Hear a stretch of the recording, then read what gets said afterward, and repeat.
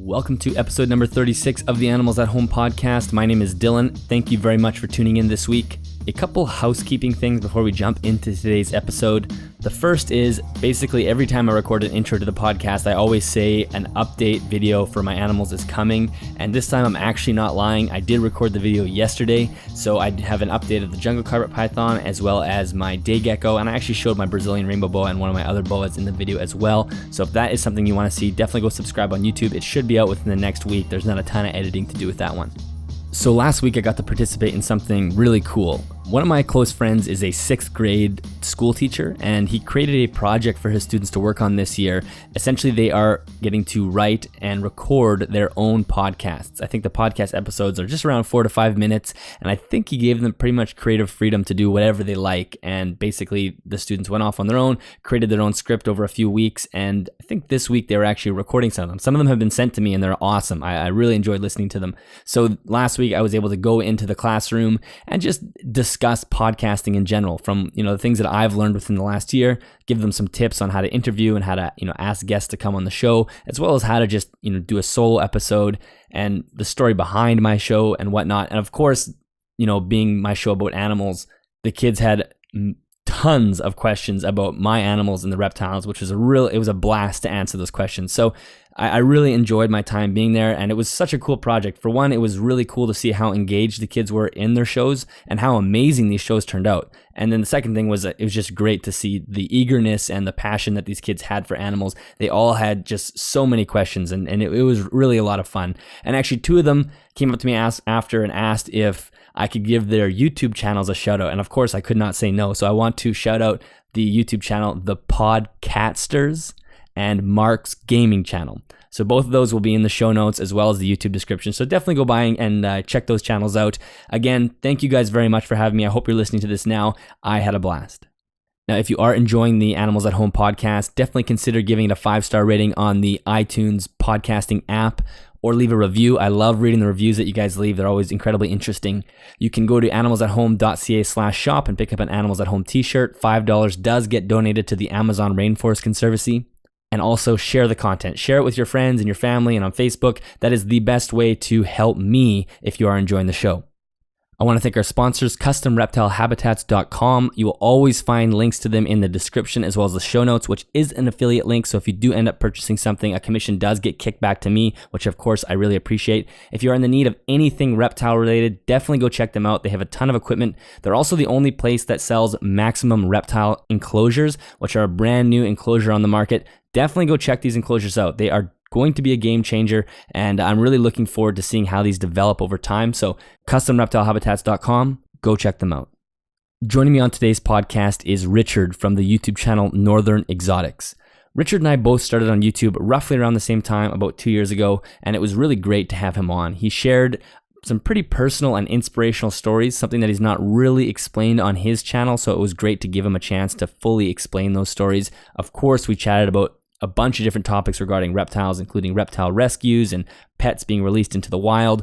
He also raised some really interesting questions, particularly one about UV lighting and different morphs. So that's near the end of the conversation. This was a really incredible question, something that I definitely want to dig into some more. So I hope you enjoy this conversation. Without anything further, here's my conversation with Richard.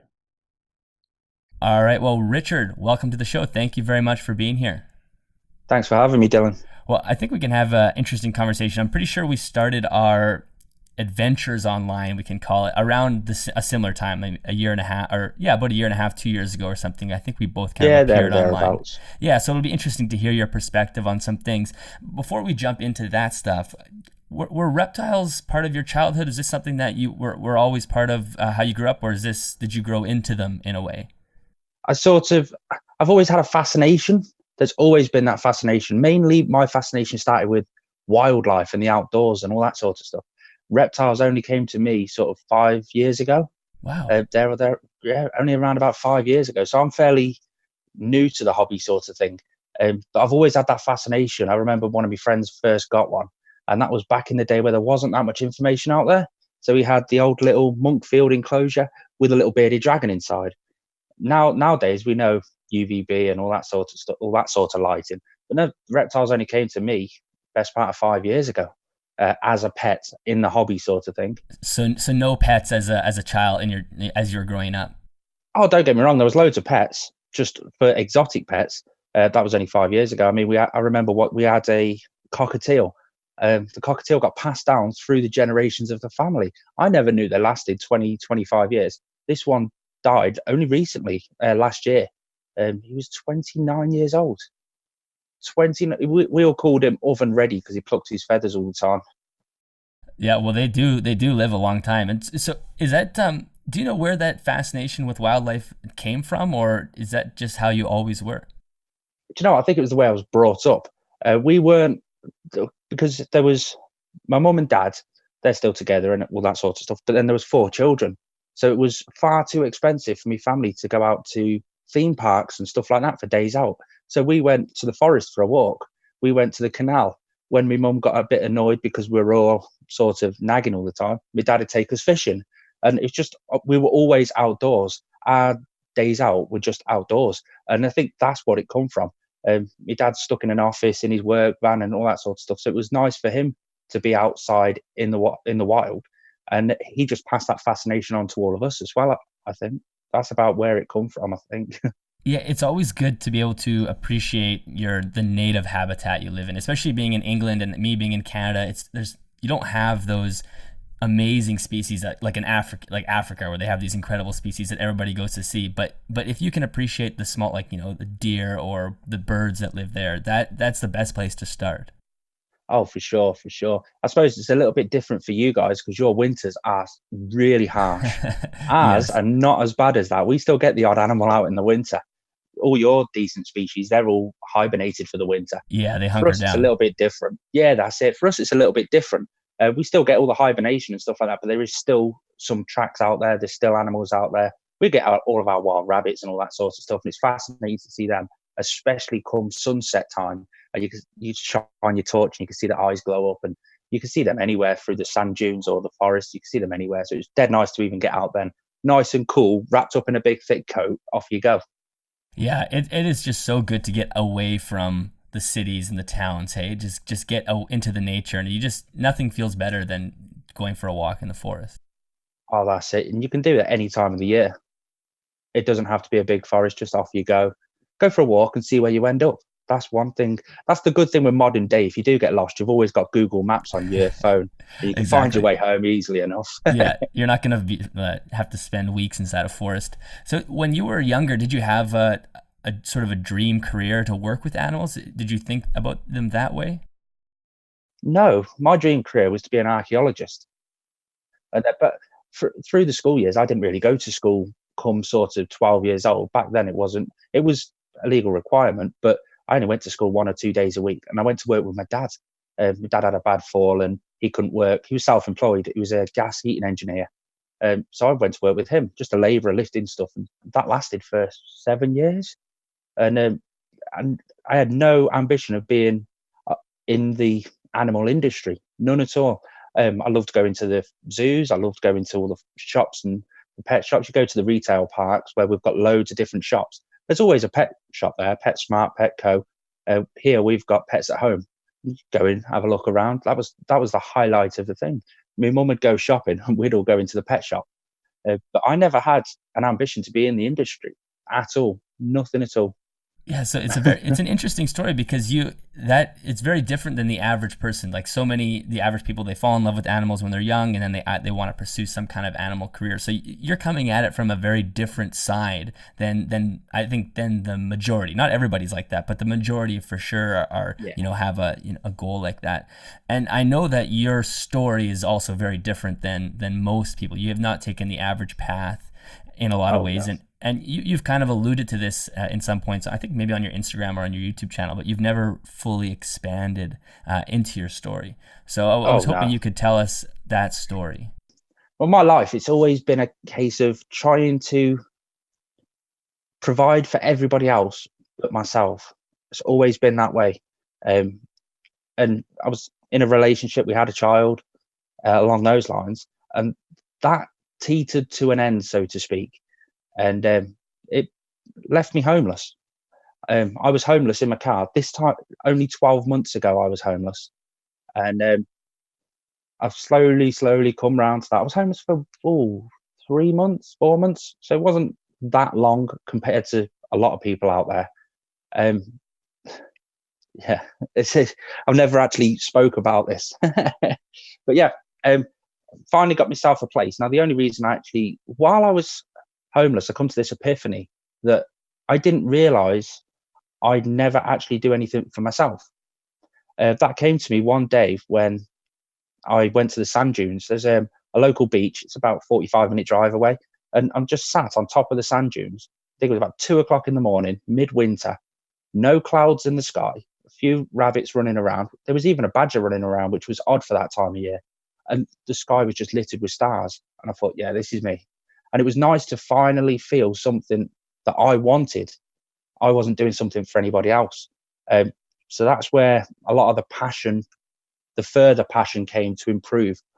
Started looking at myself a lot differently and going down the lines of, what do I want? And it was I felt really selfish thinking about that. What do I want? Do you know what I mean? It's a weird one, that one was. But I just followed that up, kept on, what do I want? What do I want? But still keeping that helping everybody else out in the sort of behind the scenes sort of thing. And now, because I found out what I want, my happiness, my little space, so to speak, I'm working on that, still working on that to this day. It's not there, but then pushing it even further and going out a bit. So sort of helping everybody because everybody tried to help me, sort of thing. It's a hard one to explain. It really is. It's just that epiphany moment changed my life. That one little thing sat on top of the dunes. So at that point, you were still homeless, correct? Yeah. I was homeless in my car, but this is how far it went. The female at the time, my son's mother, she had my bank card. She didn't feel independent. She had my bank card, and I worked away. So I was away in hotels and everything, and come back. That ended at the first day of a week's holiday. I ended up taking 2 months off then, just to try and get myself back on my feet, so to speak. But I slept in my car. So I still parked the car only 5 minutes away from hers, just in case she needed me, just in case my son needed me. But that was the mentality that I was in. And that's the mentality that I lived for years before that as well. I'm there if they need me. And then taking that one step and going to the beach that one night, I think I got woke up by a lorry, and I just thought, I can't get back to sleep. I'll go down the beach and sit on top of the dunes and just watch the surf come in. It was something nice I thought of. And it felt like I was there for 2 minutes. Turned out I was there for 6 or 7 hours. Wow. It's amazing the mentality you get into and how you can pull yourself out of it. But it's yourself that's got to do it. Nobody's going to do it for you. Yeah. It's easy to get stuck. There's only so much you can help others if you're not helping yourself, right? You kind of get stuck into that thing, and that's why you do have to take a step back and help yourself. And it's amazing that, I mean, you say 3 months isn't that long. To anybody listening, 3 months sounds like an eternity living in your car. Like, I can't imagine, especially in the winter time. Yeah, -3 degrees on most nights, which to you guys, that's nothing. But for us, I'm not sleeping outside at -3. Yeah. Yeah, that's amazing. So like, how did you keep moving through that time? Like what was motivating you to just have to? You've got to. It's either one way or the other. The best way is to go that way. And I mean, I had some motivations, don't get me wrong. I wanted to get, because my animals, my harder to care for animals, they went to a local reptile shop of mine just to look after them for a while. And I was there most days checking up on them and helping them out. I paid them in favors. So I was there working, and I was working hard, doing the meaningless jobs. So like dusting the shelves off, dusting all the stock, cleaning the glass, all that sort of stuff. But that paid for those animals to be there and be looked after properly. Some of the animals stayed with her. She said she could look after them. Lo and behold, she didn't look after them properly. I should have saw that one coming at the time, but that was that one done. I forgot where I was going to go with that one. So what animals did you have that you relinquished to the shelter while you were homeless? Oh God, there was I had quite a lot at the time. Madagascan giant day geckos, my bearded dragon. I had a couple of leopard geckos, corn snakes, the sort of what you'd class as beginner species, a royal python. You guys call them ball pythons. I'd never had anything massive at the time. They looked after my cockroach colony and a few other bits like that as well.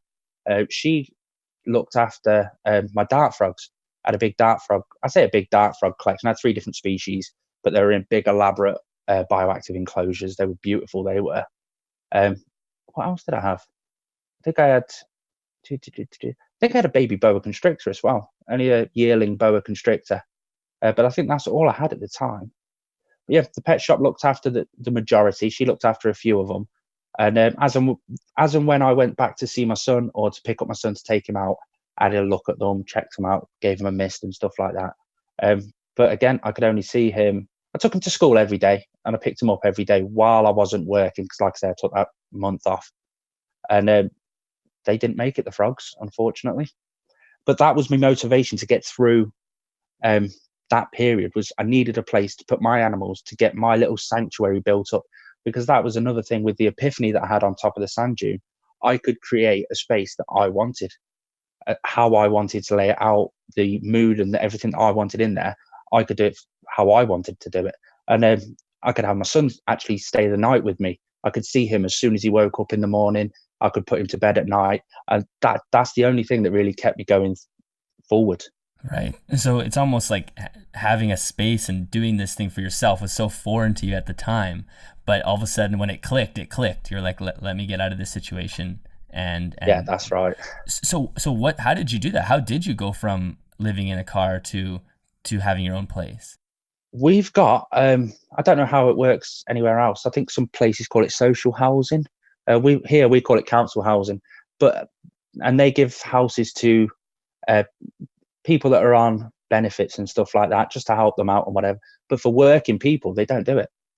But my local council, they put up 5 houses or 5 places every week on the house renting sites, just like your Zoopla and various sites. And I saw one on there, and I just clicked on it randomly one night, sat in my car, had a look at it, and it says explain your situation. So I explained my situation.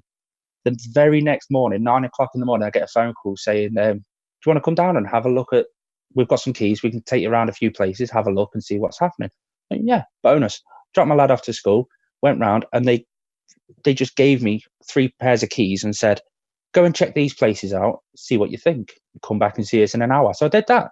And for them to just give me keys, they don't know me. It's a big corporate company. They don't have a clue who I am. They just gave me the keys and said, go and have a look. And I did. I went around and had a look, checked out the prices of everything, went back to them and said, I like this one. And they said, okay, then here's your key. I was like, what? And then we worked out all the finances. It really wasn't that expensive. I only had to give them £80, and then they gave me a key. Wow. And that was it. I say I moved in. It was very bare inside there, but that was a big shift because I'd got used to being in the car. It sounds really not that pleasant sleeping in the car, but I kind of got used to it, and I enjoyed getting woken up at 5 o'clock in the morning by a lorry zooming past me, and then looking up and just seeing the stars. I really did like that. And when I moved into the place, I struggled to sort of adjust to it, to the point where I actually spent another night in the car just out there, just sort of like, wow. I don't know, saying goodbye, so to speak. I don't know, but I struggled to get into my own place. That's amazing. Yeah, that's it. It was a fascinating little twist that I didn't expect, so to speak. But yeah, finally got the keys, went there, and I thought, right, what can I do now? No wallpaper, no carpets, no nothing. And to this day, it's still not perfect. It's not going to be perfect, I don't think. But I've got my animals there. My son sleeps over a couple of times a week, and it's local to him as well. So if I need to pick him up, spur of the moment for whatever reason, I can. And I get to see him a lot more now, and I get to say goodnight to him. Yeah, I mean, nothing beats that. No, nothing beats that. That is really amazing. To rewind the clock 12 months ago, and that's the situation you were in. It is amazing how impossible it would be to tell, like when you're watching your videos. Like there's just no way anyone could pick up on that, because you just seem like you're in a great space, you're happy, and I mean I think you are, but it's not like you're complaining about this situation that you went through. It's like you had a goal to get over it, and you fixed it, and now you're where you are now. That's amazing. I mean, on the videos, you can see from the very first few videos where I was, and then I went for a spell of, I think, around about 2 or 3 months where I only uploaded once or twice. And they were when I recorded while I'm sat in the car, and I'm just pretending like I'm sat in the car. No, that was me. I just woke up that morning in the car. That's But I still got the amazing. odd video out there. Yeah, that's incredible. So at one point, obviously, you have this new place, and now you can start bringing the animals back in. Did you go back to the rescue and grab some of your animals, or? Every single one of them. As I got the key, and then I went to the local car hire place, hired a van, straight down to the reptile store. Right, here we are, mate. I've got all my stuff. And they were there. They were that good with me. They helped me. They had a couple of students, zoology students and stuff like that, working there, getting a bit of experience. But yeah, go and just give them a hand, lift these enclosures, because I've went into an upstairs flat, an apartment upstairs. So they had to help me lift them up the stairs and stuff like that. And they were great, absolutely fascinating. But then I got them in there and I realized, oh, my electric's not been turned on. So it's rushing around getting that sort of thing turned on.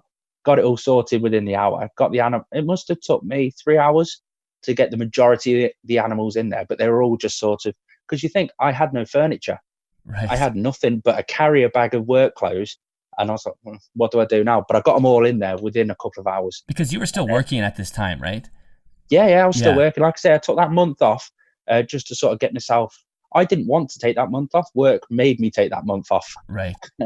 But yeah, took the month off. And yeah, but so other than that, once you were moving everything in, you were still working. So you didn't have any. You could pay to get things going, but you just didn't have a place. So then you were bringing everything in. And what did that feel like once you had everything set up again? Do you know what? It was scary. It was really, really pleasant. Sat there, and I could do whatever I wanted with the animal. I could get whatever I wanted out whenever I wanted out. But I'm sat there thinking, it was a scary thought, but I don't know why it was scary. I remember sitting there thinking, right, yes, oh, right. It's just a weird feeling. It really was. But the moment when I got up in the morning and checked my animals, did my general walk around in the morning to check on them, check out. I had a crested gecko at the time, so I was checking him out, made sure spot cleaning him, and that random thing, sitting down after that and going, sort of like a deep exhale, like, that's nice. Just sat there in your own place. I had no sofa, so I was sat on the floor, and the enclosures were just rushed into my place. So they were just sort of dotted on the floor, sort of thing around. And I was like, it's the best feeling ever. But it was scary at the time. And I don't know why. To this day, I still don't know why. I've not analyzed it, so to speak. Yeah. That's amazing. So do you think that caring for the animals, because obviously you have a very altruistic personality, you seem to want to step out and help others before yourself. Do you think that for sure, caring for the animals helps you with that? It provides you with an outlet to care for something while simultaneously being able to care for yourself in a way? Because obviously there have been times in your life where you've done more than you should for others, I guess, maybe, if you could put it that way, and it ended up hurting you. Does the animals help you with that? Yeah, in a roundabout way. I mean, I just like to help people. It makes me, especially regarding animals, if somebody's got a problem, I always like to help them. It just makes me feel good. Like, say you've got a bull python that's not feeding, somebody's reached out to you. Take, for example, I've had a recent one about 3 months ago. She had a royal python up for sale. And so I messaged her saying, why are you selling? And she said that he's not feeding. She was dead open in the actual description of the for sale sign. He's not feeding. He's not fed for a few months. So I actively went round there and well, if you try this and you try this and you try this, it might actually help in the long run. It turns out they'd recently gone over to a naturalistic setup, and the royal python didn't like it. Went off his food. It's well known that they go off their food for the simplest of things. So I've said, go back to the basics and you'll probably find it fed. Now, normally I would have just took that animal off them. Yeah, it's great. I'll get it sorted, all that sort of stuff. But they had an active love for that animal. You could really see how heartbroken they were that they had decided to sell it. Well, if they can keep it and get it back onto food, and that just makes me, it's a rewarding feeling. Do you know what I mean? It really is, just to see them go that extra step with their animal.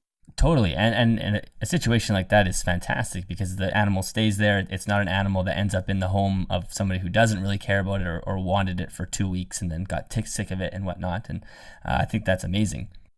That's one thing you do find with pet snakes for first-time owners. They sort of, or some people, they sort of get it as a show off to their friends, right, so to speak. I tend to see quite a lot of that, and it's hard to see that, and especially after the initial joy of them's worn off. And I'm expecting that to happen a lot more, sort of February to after Christmas. I imagine some people are going to get them for Christmas and then lose interest. So I'm preparing myself for that one, so to speak. We should be able to get a few animals in, find them loving homes, so to speak. Yeah, That'd be quite nice to do. Yeah, the if you're not completely obsessed with the animal, it's easy to become bored by them. I'm sure. Like for me, I could never get rid of one of my animals, but for some people, they, like you said, they want to show their friends that it's a cool snake, and then they get tired of caring for it and whatnot. Right now in your collection, you have a fairly large collection. What do you have? I've shrunken the collection down quite a bit lately. Over the past sort of 4 months, I've slowly shrunk it down, just because I want to care for them individually. I'll go into that one a bit later, but I think right now I've got 2 boa constrictors. I've got a common boa constrictor and a Carl Sunglow boa constrictor. I've got me Savannah monitor, Hugo. Funny story behind his name. You've all heard of Hugo Boss aftershave? That's right, yeah. In Europe, a Savannah monitor is called a Bosk monitor. So Hugo Bosk, it just suits him. It's a good name. I thought it was quite witty, but I tell people now, and they're like, you just get that look of blankness. It's a great name. We've got, what else have we got? Right, we've got 3 adult leopard geckos. That's 2 female breeders and a male breeder. Currently, right now, I think we've got 6 baby leopard geckos. We're raising up a little bit at the moment. They're not big enough to find homes for. We've got loads of invertebrates. We've got bearded dragon, a couple of tarantulas, an amazing giant centipede, a Vietnamese centipede, a couple of Poecilotheria regalis arboreal tarantulas, millipedes, royal python. And then here, because I'm at my partner's house at the minute, there's an enclosure just behind me that's got a nice tarantula inside it. We've got another royal python downstairs. That was another finicky eating royal python. When I first started coming here, it was in sort of just the 3-foot vivarium, hot spot, cold side, and a water bowl. And it was in that enclosure because it was going off food. Every time you put something new in there, it'd just go off its food. But then it was hard to get it back onto its food. It would only ever take chicks. And when you eventually did get it back on food, it would just be chicks. That's all it would have. Give it anything else, it'd regurgitate, or it just wouldn't take it. It'd just shy off. So I changed that one up to a naturalistic setting. Again, went off its food. So I've had to go back to basics with that enclosure, but I've managed to get it to have 2 hides in its enclosure, and it still feeds. So I think the next step, let it get used to that setup for a bit, and then try and rejuvenate it up a little bit. We tried putting UVB lighting in there. It went off its food. It just goes, but she's 9 years old. She's a stubborn 9-year-old, and she's never known anything different to that. So I'd like to give her that little bit more enrichment inside the enclosure, because she comes out all the time and has a stretch, and we play with her. But for in-viv enrichment, that's just something I want to try and eventually add. But with royal pythons, you can't just chuck it in because they'll just go off their food. Yeah, it's got to be a slow move. That's it. I mean, we've been changing it for 7-8 months now, and it's slowly getting there. But I don't think it'll be there perfectly how I want it to be, a pretty enclosure, and to give her what I would recommend is a perfect enclosure. She doesn't like that. She's a typical royal python. You've got Brachypalma hamori, Brazilian red knee tarantula. I think that's everything so far. There's probably 1 or 2 things I'm missing out here and there. Yeah. Obviously, I've got all my live food breeding going on, all my dubia roaches, my superworms, and all that sort of stuff. But they're just big colonies. Yeah. So you have like a full-time job caring for those animals. You have that's a pretty big collection. Yeah. So then, at some point, you have your collection back in your new home, and then you just, or I guess at this point you've already started YouTube, right? You started YouTube earlier on, yeah, and then you had started YouTube a year before that. So why did you start YouTube initially? Because I couldn't find the information that I wanted. When I first got my first reptile, which was bearded dragon, Diego, I've still got him. He's amazing. I couldn't find the information that I was satisfied about listening to. I'd want a specific answer to a specific question, and I get that information, but I wouldn't trust that information. It just seemed a bit untrue. And again, from what I found out through those times way back then, is people were repeating information that they'd learned on a YouTube video the year before. Take brumation, for instance. All the videos I've seen on brumation is the same information year after year after year. And technology has moved on. Information, science, absolutely everything has moved on. But yet these videos are still informing the old way of doing things.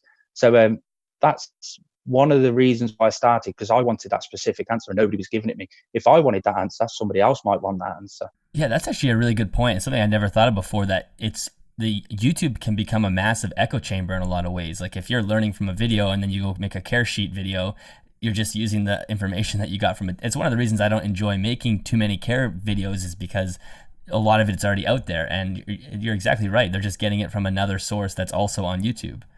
That's the thing. I mean, take for instance your podcast, John Courtney Smith podcast that you had. I learned so much from that, and that then piqued my interest in this way and that way and this way. So I've had to go off and research all these different things, and I found out so much on the little things. And why aren't we doing that in the reptile hobby? Oh wait, some people are doing that, but it's nobody's there to get it out there, sort of thing.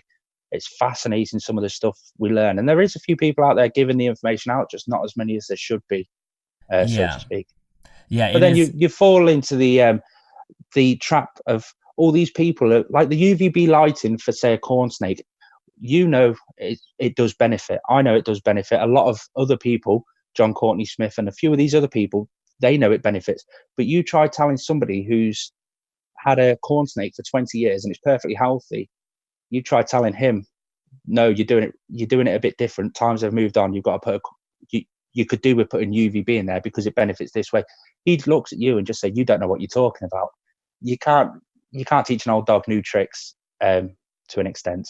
Yeah, that's the tricky part. So it's good when you have channels like yourself where you're trying to capture new people to the hobby and presenting new, updated information that's not 20 years old. Like you said at the very beginning, when your friend got his first bearded dragon, it was a totally different setup than we would do now. Like now you'd look at it and go, oh my God, what's wrong with you guys? But that was however many years ago, and that was the norm then. So it's so important that advancing is happening, especially in the care guides and on the personalities on YouTube who are giving information to new people. That's the thing. We're coming into a big shift. I think we're coming into a big shift in the reptile hobby at the moment, and shifting slightly into a lot more into enrichment on some ways that you wouldn't really imagine. I mean, like I'm playing around with a new piece of equipment at the moment to do with UVB lighting for bearded dragons and savanna monitors, anything that needs like a 12% sort of UVB lighting. Where you get a sunrise in the morning, and then you get that higher peak in the middle of the day, and then a sunset at night as well. So that added sunrise and sunset enrichment, and how that's going to try and improve my animal. It's just something I'm playing around with at the moment. I've got the product and it's in. What are you using? What product is that, if you don't mind me asking? I'm curious about that. That's Reptile Systems. They've got a T5 Illuminaire, and they've not done a lot of publications about it, to be honest. But I've got it, and I'm playing with it now and just seeing how it goes. But it's a cool piece of kit, actually. It's just a UVB holder, like a canopy top on top of your Exoterras, but it goes inside your wooden enclosure. It runs with a 6% UVB bulb and a 12% UVB bulb, but they're both on two separate plugs. There's no big bulky starter boxes or anything. So you can set those two different plugs up at two different times. Just with the plug-in timers in your wall, just set them on at different times. Your 6% comes on first, and then your 12% will come on, but your 6% will go off. So you've got 12% UVB. Middle of the day, the 6% will come on as well. So you've got the extra UVB down. I've got loads of cover if he wants to go and get cover. But then again, at night time, you can drop it down to just the 6% UVB bulbs on and let it taper off that way. It's just something I'm playing around with just to see if I can see a noticeable difference in my bearded dragon, whether it be in appearance or his activity or his feeding response. I just want to see if there is going to be a noticeable difference, or if it is just a gimmick sort of thing. Yeah, and it's interesting because I did something similar with my day gecko. Is I made a kind of a simulated sunrise and sunset by timing some of the bulbs, and I also put one of those smart bulbs that actually allows you to ramp the light up from basically 0% to 100%, and that comes on and off at the end of the day. And for one, it's fun for me. Like I enjoy working on that project and creating this. And two, it adds a different dimension to the enclosure because I can come in early in the morning or late in the evening and it has like that twilight or dawn type lighting. It's like a nice warm light. And whether or not she's reacted to it, I don't know. Like she seems to be active during those times. But the thing is, it can't be wrong because that's what happens outside. So it's not like It's going to affect her negatively to have the lights come on and off slowly. And it's just cool. And like you said, there's so many new ways that we can start advancing and finding different areas that we can enrich their lives that we never thought of before. But that's you've got to look at it on an open scale because there is an issue that I'm trying to find answers for at the moment, and I can't seem to find them anywhere regarding morphs. Say, for instance, I've got my leopard geckos, my blazing blizzard leopard gecko. It's all white. Now, in the wise words of John Courtney Smith, if an animal is in the wild and he is exposed to that light, then his body will have a defense against that UVB light. If you've got a morph that's like a blazing blizzard or a patternless or something like that, has that skin got the same defense as a normal morphed leopard gecko? And I'm trying to just work on that one at the moment, trying to see if it does. That's a great question, because you have to imagine that the dark patches on a wild type leopard gecko are designed as a defense to the UV, and when you pull those out, it would be like putting you or I in the sun without sunscreen. Like we're going to get sunburned. Well, that's it. Same with tattoos.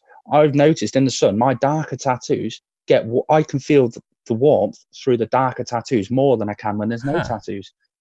Is that going to be a replication to the actual leopard geckos in the wild?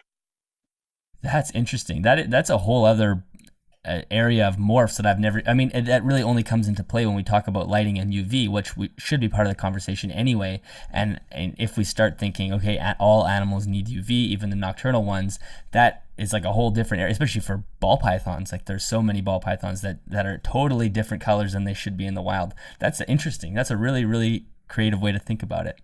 If you ever come up with any more information on that, I know you've got some good contacts, let me know, because I'm struggling to find any scientific background to it.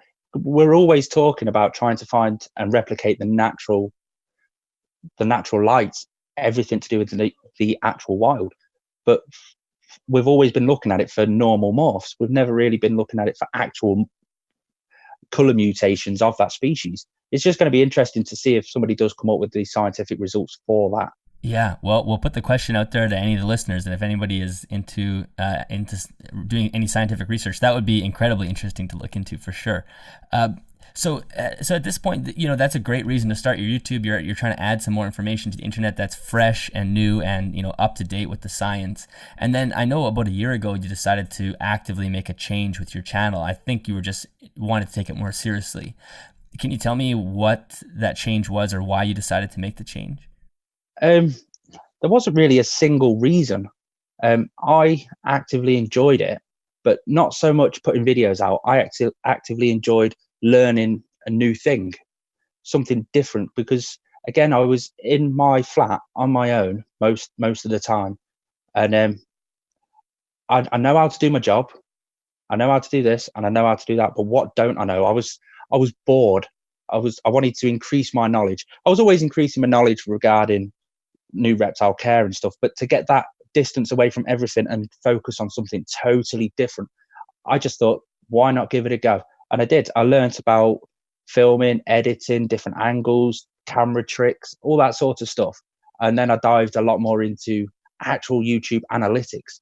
And I find it fascinating learning all the little bits and bobs to do with the actual analytics. And it's good with YouTube. You can actually go through into the studio beta and you can look at all the digits and all the numbers, and you can see what videos are bringing in subscribers, what are bringing in watch time, and what people are actively enjoying.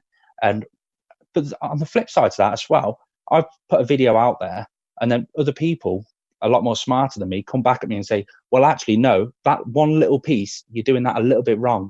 It needs to be this. And I think, hold on a second. So I'll go off and look into that a bit more detailed.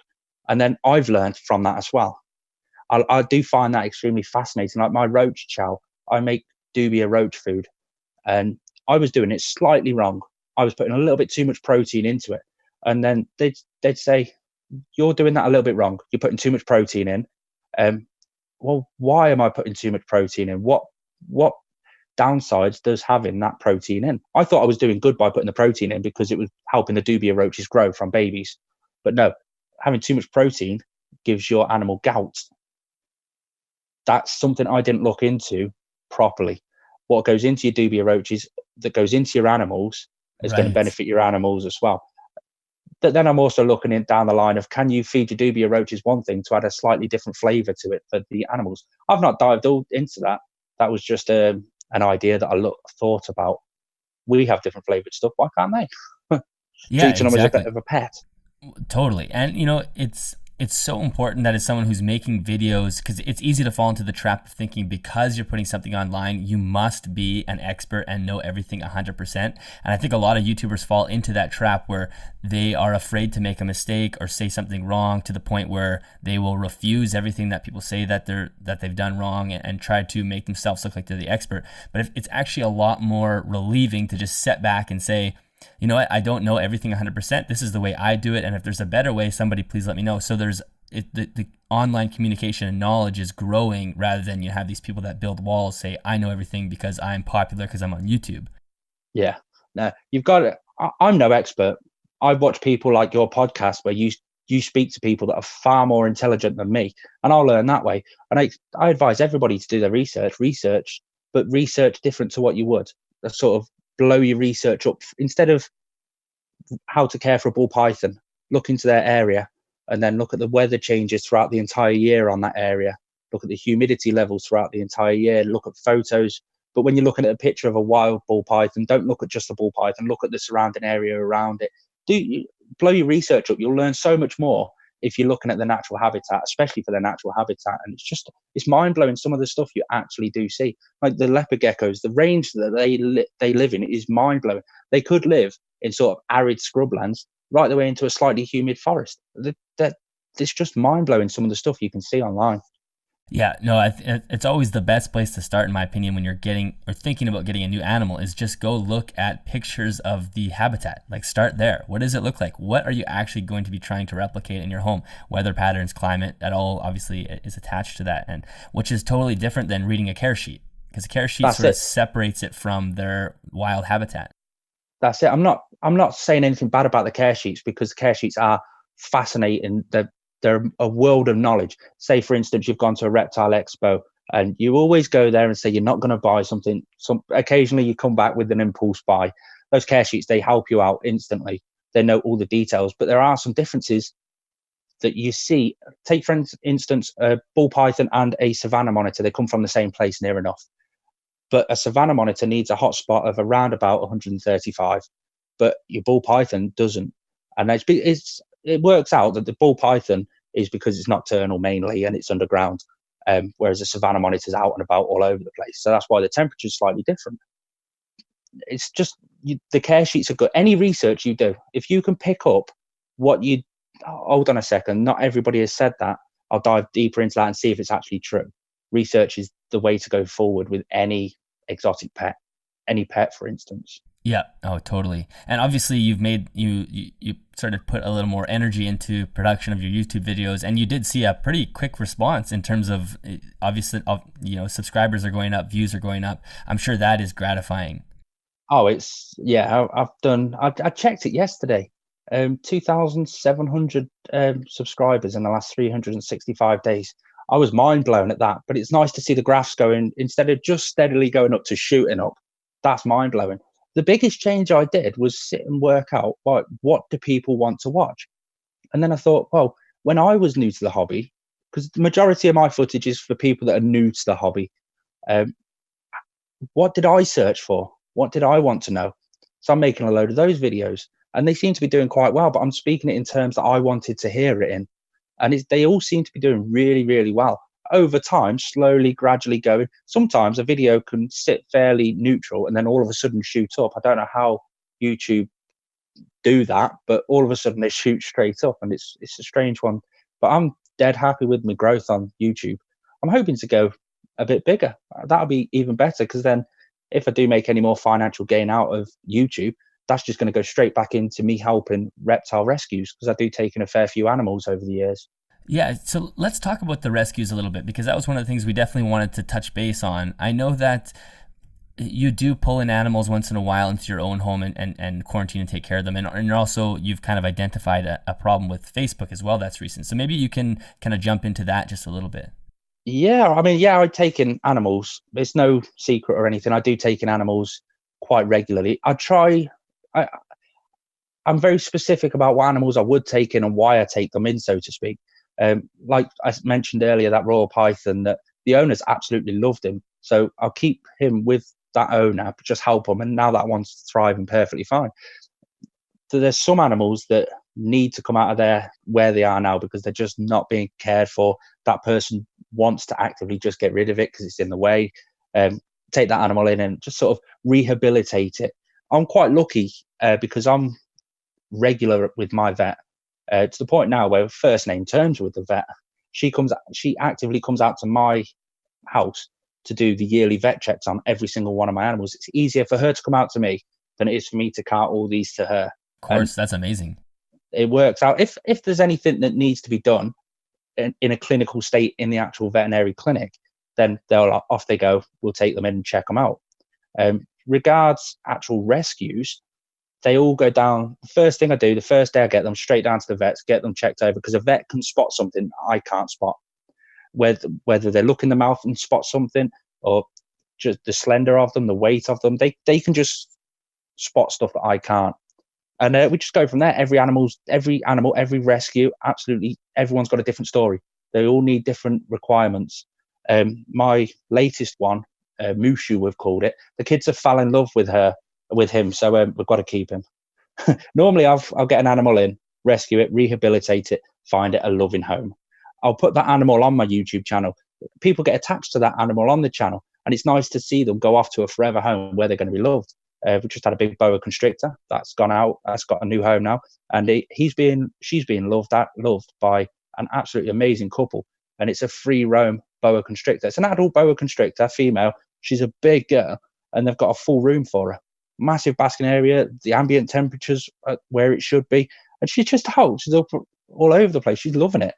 Mushu, the one we've got downstairs, that one was a funny one because we didn't get much information on that to start with. The wife got a picture on Facebook. Does anybody know what this is? Oh yeah, I told him, yeah, it's this, or I think it's this. I thought it was a mountain horn dragon to start with. It was just a rough picture. Does anybody want it? I've just found it at work. I'm like, oh, it's a released pet. That takes us into the Facebook story. Facebook recently, or not so recently, a few months back now, stopped the sale of reptiles online. I can understand why they've done it. Hobbyist breeders, people breed for the wrong reasons, whatever. They stopped the sale of reptiles, just point blank stopped it. Any reptile selling pages, they just blocked them off. The first time I saw that, I initially thought, oh no, a lot more pets are going to be released into the wild. And that has happened. I've heard loads of rumors going around. I've seen loads of animals out there. Especially in the UK, the reptiles can't last in our wild. They just can't at all. I thought Mushu had been released into the wild as a released pet. Turns out she wasn't. Turns out it was, he works at a big wood factory where they bring in a load of wood, get it cut up into the right size, off we go. They opened a container that come from South Asia, and out popped this little lizard. That raised a few concerns because that wood was supposed to be fumigated and stuff like that, but it just jumped out, and I'm sat there thinking it's took them a week to get that wood from where it's originally from to here. That animal's been in transit that long. The temperature shift, or everything's just going to throw this animal off. But then we had the trouble of, what do we do regarding quarantine? This animal if it's a wild animal, it's coming to the country. We had what do we do for quarantine, or can we legally keep this animal? That was a big one. So we sent off loads of pictures. We didn't know what species it was. It didn't look like anything that I'd ever seen before. So we sent off a load of pictures to some far more intelligent people. Got it back. It's a Calots versicolor, beautiful species, especially in breeding season. Bright red throat, blue legs, just look absolutely stunning. We had to quarantine it. We sent off the pictures. We got it back, and we could keep it. It wasn't a threatened species in the wild or anything like that, so we could actually keep it. And we were actively told, you must keep it because it's going to cost us too much to send it back to where it's come from. And if you do donate it to us, we'll just anesthetize it because it's too much to send it back. So you must keep it. They actively told me to keep it. Regarding quarantine, quarantine setup is the bare minimum sterile setup. I need a fecal sample off this lizard to send it to the vets to get it checked for parasites, with it being a wild animal. If it doesn't feed in a sterile enclosure, how am I going to get a fecal sample? If it goes into that, it's not used to it. It's just like living in a cage, a box. So we went sort of a semi-naturalistic but fairly bare enclosure. And we got a fecal sample off it. It did eventually eat. We had to struggle with it eating as well because it's used to all of its natural food in the wild. And in captivity, we can't find those foods. So I ended up actually getting it on waxworms, thanks to a good friend of mine for that tip. And took a waxworm. A few days later, we had a fecal test, straight down to the vets, got that checked, clean as a whistle, no parasites, no nothing. It was clean. Wow. That shocked me. That then made me question whether it actually was a wild animal. And it's got a big story behind that. And I don't know 100%, but it had a clean fecal test, which shocked me. So now we've still got it in that fairly bioactive, fairly basic setup at the moment, just to still keep an eye on it. But it gained its weight perfectly fine. It's now at a perfect weight. It's no longer dehydrated because it did come in extremely dehydrated. We're struggling with it on the food side. We've only managed to get it on butterworms and waxworms. It won't touch anything else yet. So I've got to work on that, try and get it. But he's going to be staying with us now. Normally I'll find a new home for these rescues, but he's going to be staying with us until the end of his life. He's going to spend it with us no matter what. But I do think Facebook stopping the sale of animals is going to result in more animals being released into the wild. People are addicted to Facebook. I know my wife is. She's massively addicted to Facebook. And if that's people's only means of the reptile community, that's the only way they know how to pass on their animals. If they haven't got that no more, where else are they going to put their animals when it's become too much for them? Right.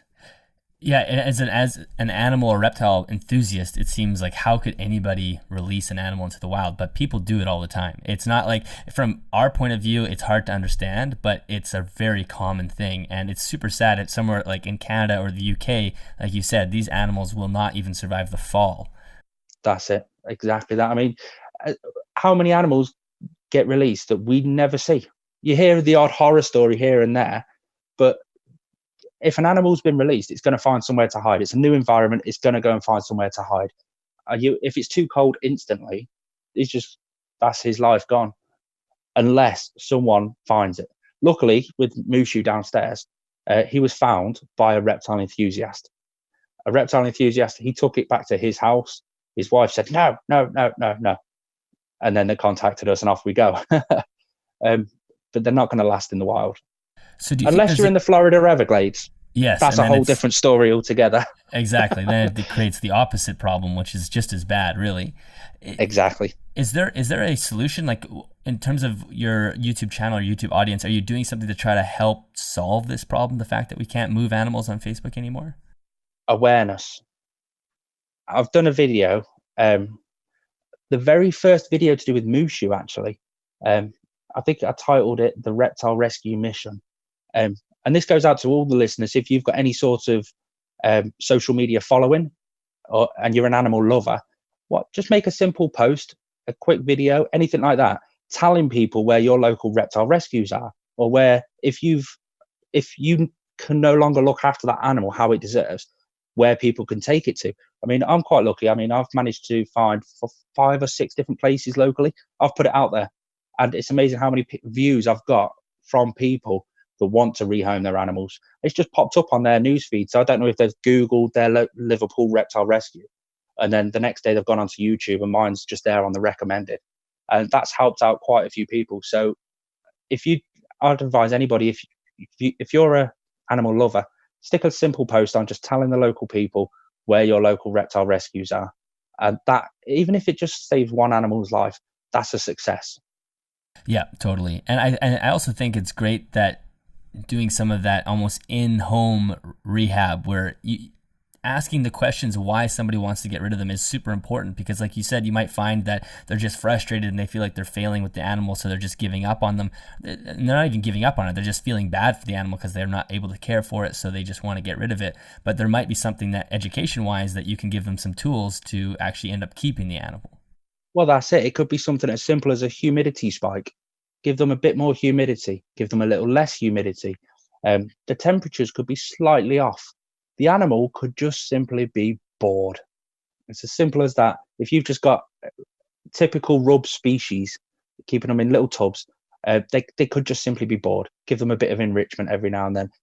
Don't just go from nothing to fully bioactive, because that could go the other way. They might go totally off their food and it might be adding more frustration. Do your research. There's always something that can be done. Failing that, if you really are worried about your animal, go to the vets. Exotic vets these days are nowhere near as expensive as what they used to be. I can take the dog to the vets and it costs me £35 just for a checkup. I take my bearded dragon for a checkup and it's the same price. A checkup, a vet will know a lot more about the health of the animal than you will. You can obviously see it in the movements. You can tell when it's sick. They'll be able to tell you why he's sick, what's going wrong. You can have a look around on YouTube and find various other videos that may help you. Maybe a slightly different way you're doing things. You could change this one little thing. It might help. If it doesn't help, try something else. If it doesn't help, reptiles are quite hardy. They can be quite fragile as well. So it's always worth going to a vet instead of self-diagnosing. Yeah, no, that's definitely true. And so I know that you were earlier, you had mentioned that you downsized your collection a little bit, and that was to focus more on adding some of those more enrichment features and taking maybe a more individualized focus on each animal. So can you tell me a little bit about that and sort of those decisions that you made? Oh yeah, I had loads of animals at one point. Far too many, so that I couldn't spend the amount of time I wanted on each individual species. I wanted to because everyone says boa constrictor. Oh yeah, that's this, this, and this. Every single animal is different. They've all got their own little different personality traits. They all do things slightly different. Just like we as humans, we've all got personality traits. I want to learn everything about each individual animal that I keep, and I want to do the best I possibly can for caring for them for each individual animal. So I'm in that change at the moment where I'm bigger enclosures, but then working out the correct heating for the enclosures, because you need to have the proper gradient going all the way through. You can't just have a hot spot. A foot later, that's it, it's cold side, and then you've got all that dead space down there at the wrong temperature. So it's about getting the proper gradients, the proper plant species for the bioactive setups. And then one that I'm struggling with is an arid bioactive cleanup crew. We can all use springtails. Springtails are extremely hardy, but to find something that they would have in the wild and actually get that here safely, where it's not carrying any parasites or anything that will pass on to your bearded dragon or whatever like that. I want to concentrate on each individual animal as best I possibly can and learn everything about them, because it takes an awful long time to learn every little detail in detail about every animal. So it's just, I want to spend more time with each individual one rather than just having oh yeah, I've got 4 boa constrictors. Well, no, I've now got 2 boa constrictors. One of them is something that I'm not allowed to say online. The other one, she's a sweetheart. The other one's an absolute sweetheart, but he's not. Yeah. So, and then finding ways to sort of, why is he being like that? How can I adjust that so that he will be a lot more friendlier? And then I've got the extra time then to work on him. The others are perfectly fine at the moment. Work on him, get him more handleable, so to speak. Yeah, well, it's so easy in the reptile industry to end up having more animals than you can care for, because they can be very simple if you do like the cookie cutter basics. And I have 6 animals, and I think I caught myself right before I would have expanded my collection. Plus, I don't have a lot of space, which is kind of nice because I've sort of had to restrict my collection in that sense. But doing the podcast, like, I learned so much from all these people, then that's what put the brakes on. It's like, whoa, wait a minute. It takes a lot more effort to properly care for each one than I initially thought while I was adding animals to my collection. And it can take a lot to decide to cut down the collection. But as long as you're making sure the animals go to good homes and that they're going to be caring for them in the same way that you care for them, then it really is the ethical thing to do. I went I did go a little bit too much than what I could initially handle the way I wanted to handle it. So I think I rehomed two boa constrictors and a royal python.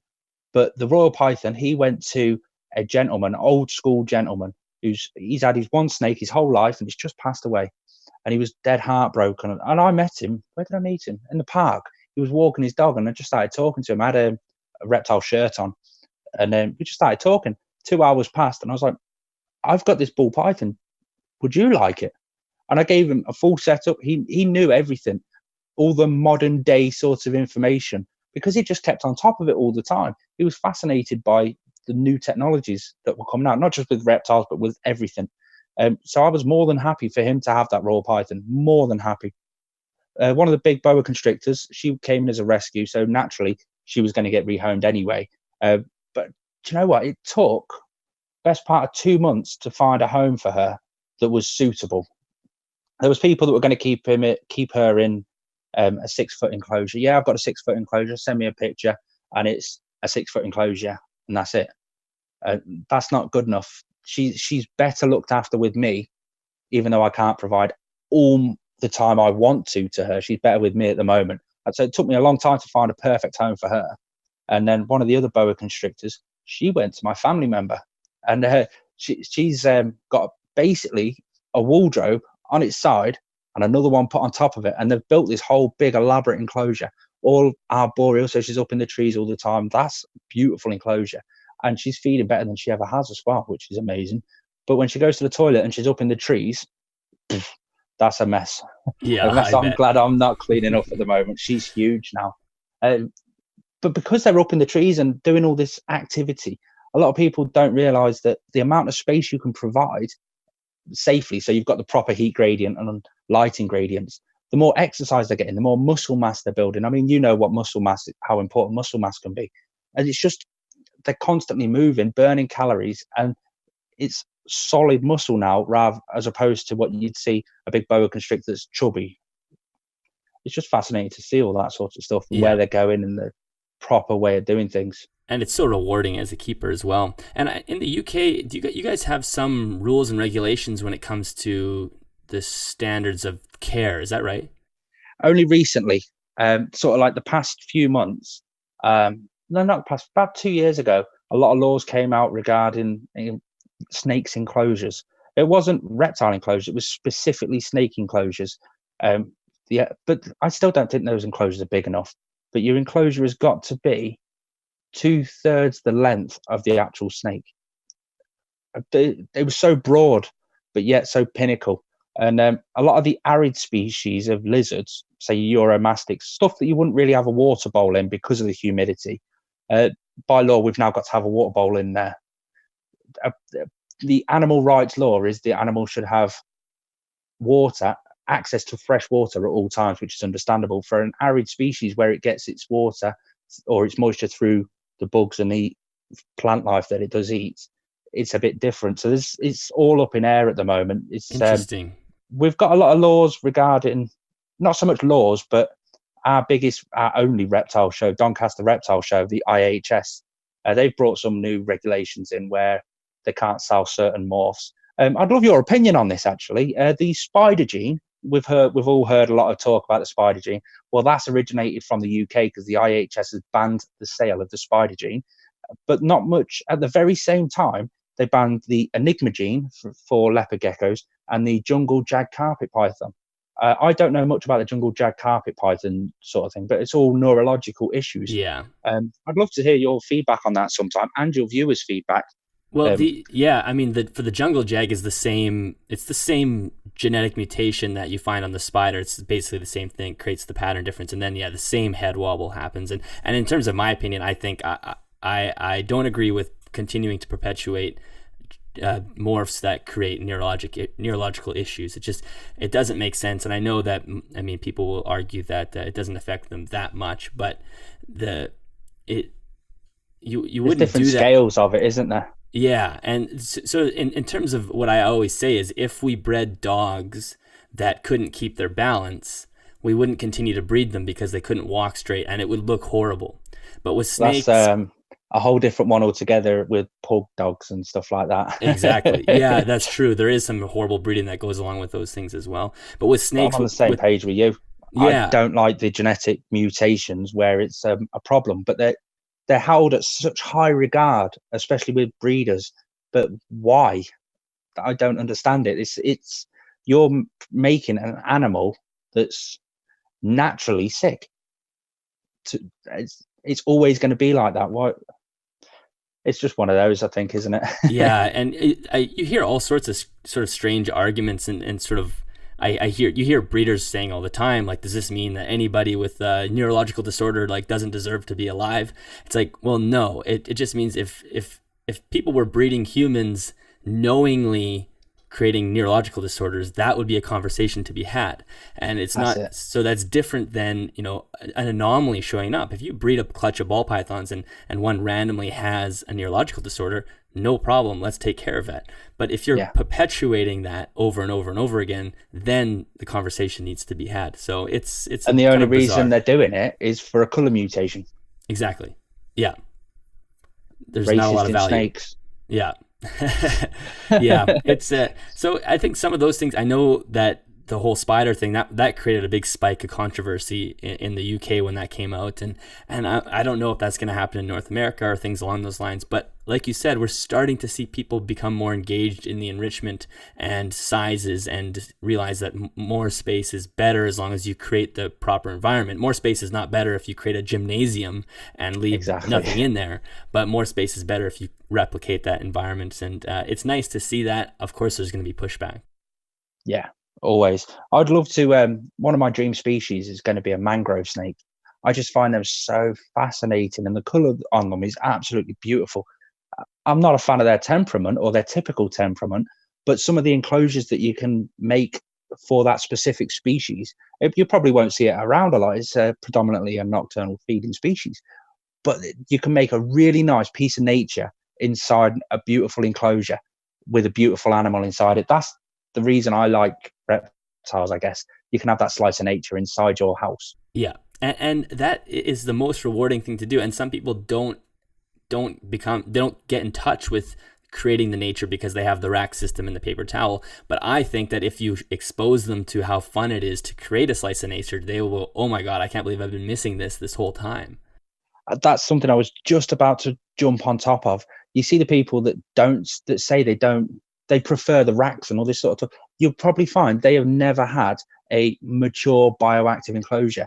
Perfect example for a big name here, Brian Barczyk, massive breeder, promoted the rack system for years and years and years.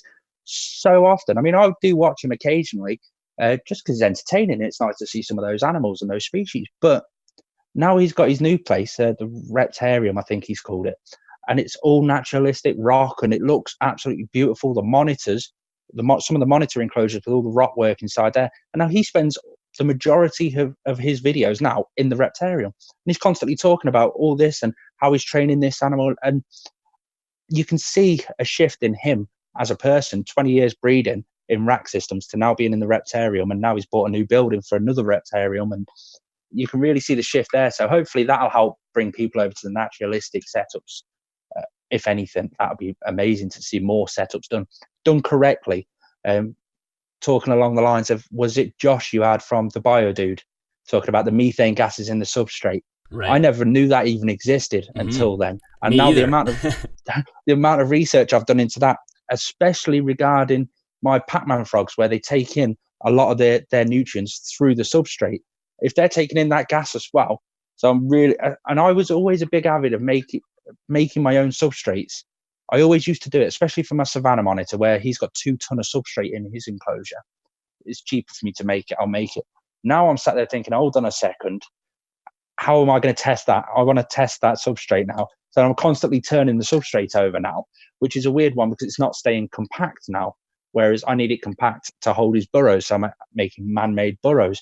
but I'm paranoid about methane in me substrates now. No, I know, me too. Like, as he said that on the show is when I learned that as well. So I was like, oh my gosh, I definitely have especially my crested geckos where I had that just coconut husk or coconut fiber kind of just sitting there. And for him, it's okay because he doesn't really spend much time. But I did change it out, and I, gave fresh substrate that doesn't allow that. So yeah, there's proper ways to do it, and the enrichment is so exciting because you see these different behaviors that you wouldn't see otherwise. That's one thing I've noticed since, I've always done bioactive, but I started bioactivity with my dart frogs. Just because it was normal for dart frogs to go bioactive. That's the done thing. So then I started doing it on a few other species. I've got my bearded dragon. He's going bioactive this year. But I'm trying to find an amazing arid sort of substrate. And it's so hard to find an arid substrate in the UK that can be used as bioactive. I can't find one. I'm petrified of making my own one because I did try and make my own one a few years ago, but it just got too dusty. And I don't want any infections to go through his respiratory system because of the dust. So I'm just trying, if anybody knows a decent bioactive arid substrate available in the UK, let me know. Yeah, because I know you're in the same boat as me. We cannot get Biodude substrates in Canada or in the UK. I don't think he sells anything in the UK. And what about Arcadia has some kind of arid substrate, or have you looked into them? I've used their Eco Earth arid.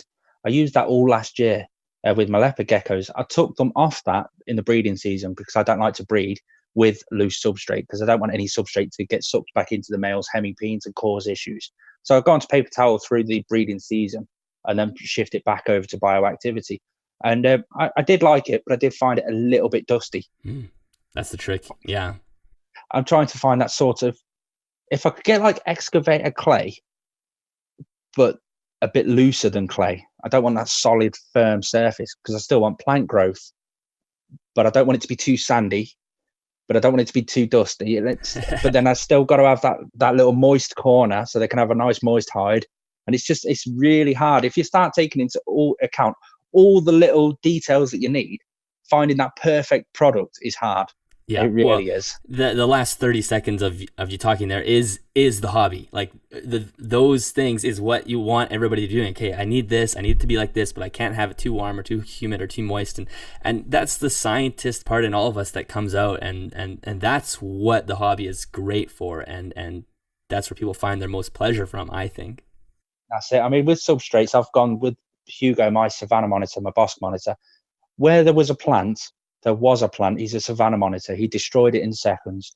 But we put a substrate in that corner where it would hold the humidity a lot more for the plant growth. But yet the rest of it was a little bit more of it could let the substrate air out a little bit easier to hold his burrows so that he could burrow into it and the burrow still hold its shape. But yet, if you've got it to hold its shape, then the plant won't thrive very well. So I had to put something else with the plants. And it was just over the cool side. I didn't want it to go all fungus growth or anything like that. So I had to change it a little bit there. So he's got a totally different substrate matter throughout his entire enclosure. And it's an awkward one. That's what they do in the wild, though. In the wild, they've got loads of different types of substrates. If they want to get a bit humid, they'll go into their burrow underneath a plant that's shaded, so it's nice and humid under there. If they want to go somewhere a bit drier, they'll climb up a rock and get a bit drier. We have to try and replicate that in an enclosure that's this big. It's hard. Yeah, there's a lot of moving parts in that, but it's the fun part of the hobby. So that's thank you so much for coming on. We've gone over past the hour, but I'm really enjoying this conversation. So, Richard, can you tell everybody where they can find you online? On Instagram at Northern Exotics UK. Over on my YouTube channel, Northern Exotics, I reply to absolutely every single comment, and I thrive myself on doing that. 2:00 in the morning, if I wake up to go and get a drink, I'll sit there replying to comments. It's amazing. If you want to see anything like that, just nip over to there. And I think that's about my entire internet sort of, that's where you're going to find me sort of thing. Every now and then you might see me on the odd forum here and there, but I tend to look at the forums just to get my own knowledge rather than put my input unless it's needed. Yeah, makes sense. Well, your story is very inspirational. There's a lot going on behind the scenes that I think a lot of people wouldn't realize, and the whole philosophy that you have behind your channel and behind what you're doing in your everyday life is great. And I think especially people that follow you closely will enjoy that as well as new people. So if anybody's listening that doesn't know Northern Exotic, definitely go check them out. Thank you very much for coming. It was a pleasure chatting with you. Thank you for having me, and you. Thank you. All right, that is the end of another episode. Thank you very much for listening. Richard, if you're listening to this, thank you very much for joining me. I really appreciate you coming on, as well as sharing your personal story and also raising some really interesting questions regarding the reptile industry. I really hope that some of the listeners take those questions and bring them out into the universe and investigate some of those things, because it was really great. Thank you for being a good ambassador to the hobby, showing how important advancing is. I'm sure we will connect again in the future. If you are enjoying the podcast and want to show your support, you can go buy a shirt at animalsathome.ca/shop. $5 does automatically get donated to the Amazon Rainforest Conservancy. You can leave a review and a rating on the iTunes podcasting app. I always appreciate those. And you can also share the content, share it on Facebook, share it with your friends and your family. That is the best way to help the show grow. Thank you very much for CustomReptileHabitats.com for sponsoring this episode of the podcast. As always, I deeply appreciate the support. I will see you guys next time.